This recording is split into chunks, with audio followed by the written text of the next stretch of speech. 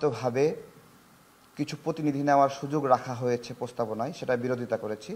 আমরা বলেছি যে প্রত্যেকটা প্রতিনিধিকেই নির্বাচিত হয়ে আসতে হবে।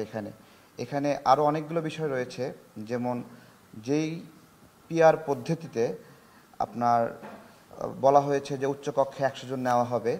আমরা বলেছি যে যেই ব্যক্তিটি নির্বাচিত হচ্ছে না 300 আসনে বা 400 আসনে সরাসরি ভোটে, উচ্চকক্ষের যে নকশা দেখানো হয়েছে সে অনির্বাচিত ব্যক্তিরাও উচ্চকক্ষে যাওয়ার সুযোগ থাকছে।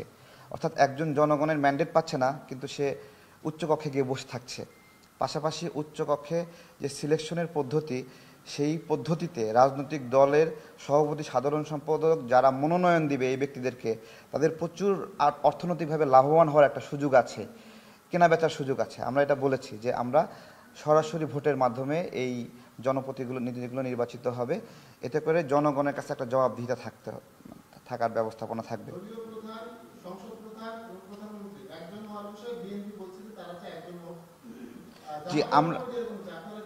জি, আমরা এই বিষয়ে ভিন্ন মত দিয়েছি।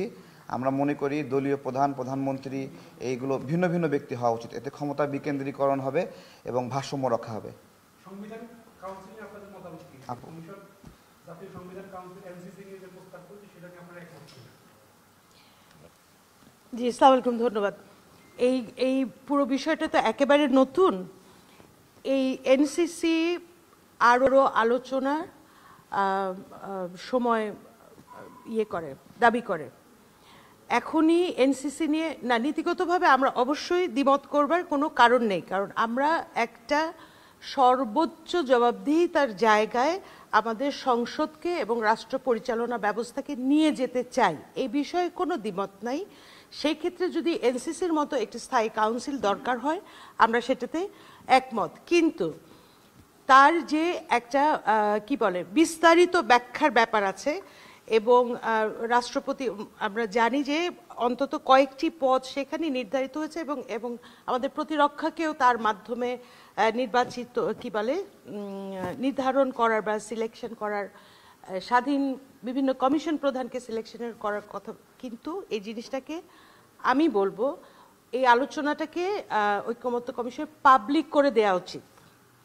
বিস্তারিত তথ্য ওয়েবসাইটে আছে, কিন্তু এটা নিয়ে আমি ব্যক্তিগত দলগতভাবেও আমি সাজেস্ট করব একটি সংলাপের আয়োজন করে সেই সংলাপে বিভিন্ন রাজনৈতিক দল এবং অন্যান্য যারা স্টেক হোল্ডার আছেন তাদেরকে নিয়ে, যেহেতু এটা নতুন একটা কনসেপ্টের দিকে আমরা যাচ্ছি, এটাকে বিস্তারিত একটা পাবলিক ডায়ালগ করে সকলের সামনে স্বচ্ছতার সাথে তথ্যগুলো সঠিকভাবে করে, তাহলে পরবর্তীতে আমরা দৃঢ়তার সাথে বলতে পারবো যে জি, আমরা এগ্রি করেছি এবং এই ক্রাইটেরিয়াতে এগ্রি করেছি।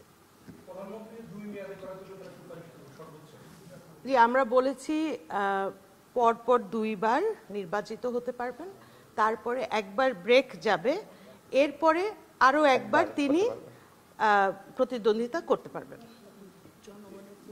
জনগণের প্রয়োজনে 3 বার, কিন্তু পরপর 2 বার। জি, আপনাদের আর কোনো কোশ্চেন আছে? জি।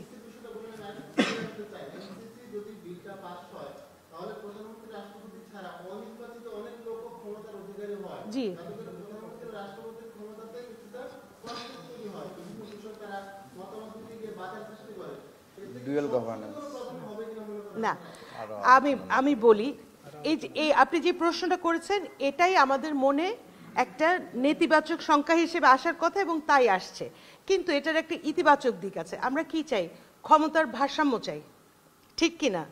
আমরা তো এক খুনি হাসিনা গিয়ে আমরা আবার রাজপথে আন্দোলন সংগ্রাম করব, নতুন করে একজন স্বৈরশাসক তৈরি হবেন দালাল চক্র দিয়ে, সেটা তো চাই না। ব্যাপারে পরিষ্কার।